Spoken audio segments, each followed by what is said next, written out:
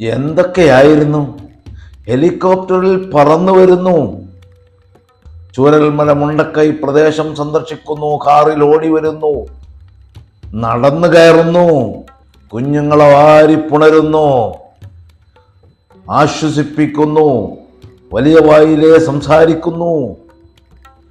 കേരളം അങ്ങ് ആശിച്ചുപോയി എന്തെങ്കിലും ഒരു തരത്തിലുള്ള പാക്കേജ് പ്രഖ്യാപിക്കുമെന്ന്. പണത്തിന് യാതൊരു ബുദ്ധിമുട്ടും ഉണ്ടാവുകയില്ല എന്നും പറഞ്ഞ് നമ്മുടെ മഹാത്മാവായ പ്രധാനമന്ത്രി നരേന്ദ്രമോദി അവർകൾ ഡൽഹിയിലേക്ക് മടങ്ങി. ചൂരൽമലയും മുണ്ടക്കയുമൊക്കെ സന്ദർശിച്ച് ഇത്രമാത്രം പറഞ്ഞ് അദ്ദേഹം ഡൽഹിയിലേക്ക് മടങ്ങുമ്പോൾ ആളുകൾ ആശിച്ചു, അവിടെ പോയാൽ പാക്കേജ് പ്രഖ്യാപിക്കും. ഏതാണ്ട് ഉരുൾപൊട്ടൽ കഴിഞ്ഞ് 10-12 ദിവസം ആയ ശേഷമാണ് പ്രധാനമന്ത്രി വയനാട്ടിലേക്ക് വന്നത്. വന്ന സ്ഥിതിക്ക് വലിയൊരു പാക്കേജ് പ്രഖ്യാപിക്കും എന്നെല്ലാവരും പ്രതീക്ഷിച്ചു. അങ്ങനെ ഉണ്ടാകുമെന്ന് ആശ കൊടുത്തു.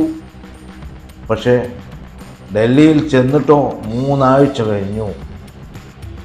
ഡൽഹിയിൽ നിന്നും യാതൊരു വാർത്തയുമില്ല. ഡൽഹിയിൽ നിന്നും വാർത്തകളൊന്നും വരാത്തതിനെ തുടർന്നായിരിക്കണം നമ്മുടെ മുഖ്യമന്ത്രി പിണറായി വിജയൻ ഡൽഹിയിലോട്ട് പോയി അദ്ദേഹത്തെ നേരിട്ട് കണ്ട് വീണ്ടും റിപ്പോർട്ടുകളൊക്കെ സമർപ്പിച്ചു. ഇനിയും അദ്ദേഹത്തിനും കിട്ടിയിട്ടില്ല ഒരു ഉറച്ച വാഗ്ദാനം. ഗുജറാത്ത് ഭൂകമ്പം പോലുള്ള ദുരന്തങ്ങൾ നാട്ടിൽ ധാരാളം നടന്നിട്ടുണ്ട്. ഇന്ത്യയുടെ പല ഭാഗങ്ങളിലും പലതരത്തിലുള്ള സംഭവങ്ങൾ ഉണ്ടായിട്ടുണ്ട്. ആ സംഭവങ്ങളൊക്കെ നടന്നപ്പോൾ കേന്ദ്ര ഗവൺമെൻറ്റിൻ്റെ ഫണ്ടിൽ നിന്ന് ധാരാളമായിട്ട് പണം ഒഴുകിയിട്ടുണ്ട്. ദുരിതാശ്വാസത്തിനും മറ്റ് കാര്യങ്ങൾക്കുമൊക്കെ അതൊക്കെ ജനങ്ങൾക്ക് ഉപകാരപ്പെട്ടിട്ടുമുണ്ട്. വൻതോതിലുള്ള എമൗണ്ടുകളാണ് പ്രഖ്യാപിക്കപ്പെട്ടത്. പക്ഷേ വയനാട് ദുരന്തം അത് ഇങ്ങേ അറ്റത്തായതുകൊണ്ടായിരിക്കണം, അത് പരമദരിദ്രരായതുകൊണ്ടായിരിക്കണം, അല്ലെങ്കിൽ അവഗണിക്കപ്പെട്ട ഒരു ജനതയായതുമൂലം ആവണം പാക്കേജ് ഇതുവരെ പുറത്തേക്ക് വന്നില്ല. അദ്ദേഹത്തിൻ്റെ ഇത്രയൊക്കെ ചെയ്ത് ഇത്രയൊക്കെ കാണിച്ച് തിരിച്ചുപോയ പ്രധാനമന്ത്രിയുടെ ചെവിയിൽ ആരാണ് ദുർമന്ത്രം ഓതുന്നത്? അതവിടെ നിൽക്കട്ടെ, ഇപ്പോൾ കൊടുക്കണ്ട, അല്ല അത്ര കൊടുത്താൽ മതി എന്നൊക്കെ പറയുന്നത് ആരായിരിക്കും? അദ്ദേഹത്തോടൊപ്പം ഉണ്ടായിരുന്നുവല്ലോ നമ്മുടെ നടൻ ടേൺഡ് പൊളിറ്റീഷ്യനായിട്ടുള്ള സുരേഷ് ഗോപി. പലതരം കേസുകളിലും വിവാദങ്ങളിലും എന്നും ജ്വലിച്ച് നിൽക്കുന്ന മറ്റൊരാളാണല്ലോ സുരേഷ് ഗോപി. അദ്ദേഹവും നമ്മോട് വലിയ വാഗ്ദാനങ്ങൾ നൽകുകയുണ്ടായി. ഏതെങ്കിലും ഒരു വാഗ്ദാനം പാലിക്കപ്പെട്ടു പോകും. പണത്തിന് യാതൊരു ബുദ്ധിമുട്ടും ഉണ്ടാവുകയില്ല എന്നാണ് പ്രധാനമന്ത്രി പറഞ്ഞത്. അത് ശരിയാണ്, പണത്തിനൊരു ബുദ്ധിമുട്ടും ഉണ്ടാവുകയില്ല. കാരണം മലയാളികൾ വളരെ സാഹസപ്പെട്ട് ഇത്രയൊക്കെ വളണ്ടിയർ സേവനവും രക്ഷാപ്രവർത്തനവും നടത്താൻ സന്നദ്ധരാകുന്ന മലയാളികൾ വയനാട്ടിലേക്ക് ധാരാളമായിട്ട് വസ്തുവകകളും പണവും ഒഴുക്കും എന്ന് പ്രധാനമന്ത്രിക്കറിയാം. അതായിരിക്കും ഒരുപക്ഷെ എല്ലാവരും ധാരാളം കോടിക്കണക്കിന് രൂപ സംഭാവന ചെയ്യും. അതുകൊണ്ട് നിങ്ങൾ സ്വന്തം പണം കൊണ്ട് തന്നെ ദുരിതാശ്വാസം പ്രവർത്തനങ്ങൾ നടത്തിക്കൊള്ളൂ എന്നായിരിക്കും ഒരുപക്ഷെ പണത്തിന് ബുദ്ധിമുട്ടുണ്ടാവുകയില്ല എന്ന സ്റ്റേറ്റ്മെൻറ്റിന് ആധാരം. നാം കൊടുക്കുന്ന നികുതി പണത്തിൽ നിന്ന് കേന്ദ്ര ഗവൺമെൻറ് പിഴിഞ്ഞുകൊണ്ടു പോകുന്ന തുകയിൽ നിന്ന് നമ്മുടെ ദുരിതാശ്വാസത്തിന്, നമ്മുടെ ആളുകൾ മരിച്ചാൽ, നമ്മുടെ വീടുകൾ നഷ്ടപ്പെട്ടാൽ, നമ്മുടെ കടകൾ നഷ്ടപ്പെട്ടാൽ അതിന് നഷ്ടപരിഹാരം കിട്ടുകയില്ല എന്ന് ആണ് ഇതോടെ നാം മനസ്സിലാക്കേണ്ടത്. 1500 മുതൽ 2000 കോടി രൂപ വരെയാണ് ഇവിടെ നഷ്ടമുണ്ടായിരിക്കുന്നത്, വയനാട്ടിൽ നഷ്ടമുണ്ടായിരിക്കുന്നത്. ആ നഷ്ടപരിഹാരം കണക്കുകളിൽ ഒതുങ്ങുന്നതിലും അപ്പുറമാണ് ഇനിയും കണ്ടെത്താനിരിക്കുന്നു. 231 മൃതദേഹങ്ങൾ തിരിച്ചറിഞ്ഞ് മറവ് ചെയ്തിട്ടുണ്ട്. 51 മൃതദേഹങ്ങൾ കണ്ടെത്തിയിട്ടില്ല.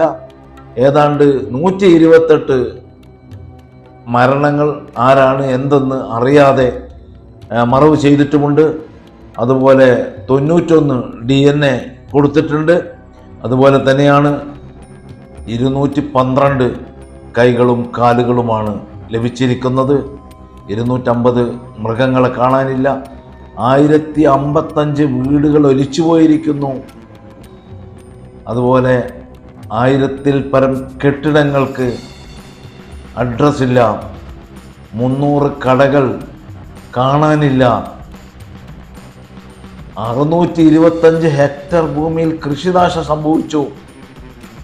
ഇങ്ങനെ കണക്കെടുത്ത് നോക്കിയാൽ 3 പാലങ്ങൾ ഒലിച്ചുപോയി, 2 റോഡുകൾ മണ്ണും ചരളുമായി മാറി, ഒരു സ്കൂൾ ഗ്രൗണ്ട് പുഴയായി മാറി. ഇങ്ങനെ നോക്കിയാൽ വയനാട് ദുരന്തം നമ്മൾ പ്രതീക്ഷിക്കുന്നതിനേക്കാളും കണക്ക് കൂട്ടുന്നതിനേക്കാളും ഒക്കെ അപ്പുറമാണ്. ആ ഒരു പരുവത്തിൽ നിൽക്കുമ്പോൾ പോലും നമുക്ക് സഹായധനം ലഭിക്കുന്നില്ല. 2019 ഉണ്ടായിട്ടുള്ള പുത്തുമല ദുരന്തത്തിലകപ്പെട്ട ആളുകൾക്ക് 18 ആളുകൾ മരിച്ച സംഭവം, അതിൽപ്പെട്ട ആളുകൾക്ക് വീടുകൾ നഷ്ടപ്പെട്ടവർക്ക്, കെട്ടിടങ്ങൾ നഷ്ടപ്പെട്ടവർക്ക് ഇപ്പോഴും അവ ലഭിച്ചിട്ടില്ല, വാഗ്ദാനങ്ങൾ പാലിക്കപ്പെട്ടിട്ടില്ല.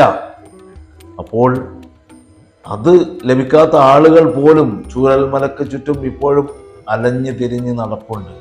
അത് ചൂരൽമലയിൽ നിന്ന് വളരെ അടുത്താണ്, 2 കിലോമീറ്റർ ഡിസ്റ്റൻസിലാണ് അത് നിൽക്കുന്നത്. കാര്യങ്ങൾ അങ്ങനെ നിൽക്കുമ്പോഴും നാം ദുരിതാശ്വാസത്തിൽപ്പെട്ട അതിൻ്റെ ഇരകളെ, ദുരിതാശ്വാസ ക്യാമ്പുകളുണ്ടായിരുന്ന ആളുകളെ നാം മാറ്റി പാർപ്പിച്ചുകൊണ്ടിരിക്കുന്നുണ്ട്. സംഗതി ശരിയാണ്. എങ്ങോട്ടാണ് പാർപ്പിക്കുന്നത്? ഇപ്പോൾ പലയിടങ്ങളിലേക്കാണ് പാർപ്പിച്ചുകൊണ്ടിരിക്കുന്നത്. അഥവാ ഈ ആളുകൾ നാം വിഭജിച്ചു കൊണ്ടിരിക്കുകയാണ്, ഡിവൈഡ് ചെയ്യുകയാണ്. അങ്ങനെ ഡിവൈഡ് ചെയ്യുമ്പോൾ യഥാർത്ഥത്തിൽ സംഭവിക്കുന്നത് ടൗൺഷിപ്പ് ഉണ്ടാക്കാൻ പോകുന്നു, അത് 2 ടൗൺഷിപ്പാക്കി മാറ്റിയിരിക്കും. അപ്പോഴും സംഭവിക്കുന്നത് ചൂരൽമല എന്ന് പറയുന്ന ഒരു ഗ്രാമത്തിൻ്റെ ചുറ്റും അവിടെയുള്ള ഒരു പരിതസ്ഥിതി അനുസരിച്ച് ജീവിതം കെട്ടിപ്പടുത്തുയർത്തിയിരുന്ന ആളുകളെ കൊണ്ടുപോയി നാം വേറെ സ്ഥലങ്ങളിൽ താമസിപ്പിക്കുന്നു, ഡിവൈഡ് ചെയ്ത് താമസിപ്പിക്കുന്നു.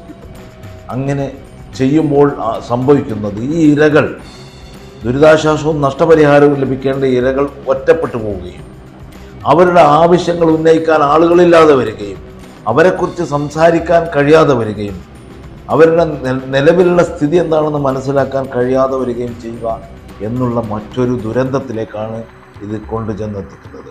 അഥവാ ഓരോരുത്തരും സ്വന്തം കാര്യം നോക്കേണ്ട ഗതികേടിലേക്ക് കാര്യങ്ങൾ എത്തും. ഇപ്പോൾ ഒരു 50 ലക്ഷം രൂപയുടെ വീട് നഷ്ടപ്പെട്ടവർക്കും 16 ലക്ഷം രൂപയുടെ വീടാണ് കൊടുക്കാമെന്ന് ആലോചിച്ചുകൊണ്ടിരിക്കുന്നു. അത് ഓക്കെ, അതുകൊണ്ട് സഹിക്കാം, അതുകൊണ്ട് ക്ഷമിക്കാം, തൽക്കാലം അങ്ങനെ മതിയെന്ന് തീരുമാനിക്കാം. പക്ഷെ അത് തന്നെ കിട്ടുമോ? എപ്പോൾ കിട്ടും? എങ്ങനെ കിട്ടും? ആരുടെ കൈയും കാലും പിടിക്കണം? ആർക്കൊക്കെ അതിൽ ഓഹരി കൊടുക്കണം? ഉദ്യോഗസ്ഥന്മാർക്ക് എത്ര കൊടുക്കണം? മറ്റുള്ളവർക്ക് എത്ര കൊടുക്കണം? ഇങ്ങനെയുള്ള ഒരുപാട് കാര്യങ്ങൾ ഇപ്പോഴത്തെ സാഹചര്യത്തിൽ വയനാടിൻ്റെ ചൂരൽമലയുടെ ചുറ്റുമായി അല്ലെങ്കിൽ മേപ്പാടിക്ക് ചുറ്റുമായി നടന്നുകൊണ്ടിരിക്കുന്ന ഒരു പ്രതിഭാസം ഇതാണ്. ഇടത്തട്ടുകാരെല്ലാം തന്നെ ധാരാളമായിട്ട് വന്ന് അടിഞ്ഞിട്ടുണ്ട്. അങ്ങനെയുള്ള ഒരു സാഹചര്യവും നിലനിൽക്കും. ഈ സാഹചര്യത്തിൽ ഇനിയും ഈ കേന്ദ്ര സർക്കാരിൻ്റെ സഹായം, യഥാർത്ഥത്തിൽ തരാനുള്ള സഹായം, തരേണ്ടതായിട്ടുള്ള സഹായം തരുന്നില്ലെങ്കിൽ, നീട്ടിക്കൊണ്ടു പോവുകയാണെങ്കിൽ അത് വീണ്ടും മറ്റൊരു ദുരന്തമായിരിക്കും എന്ന് മാത്രം സൂചിപ്പിച്ചു കൊള്ളട്ടെ.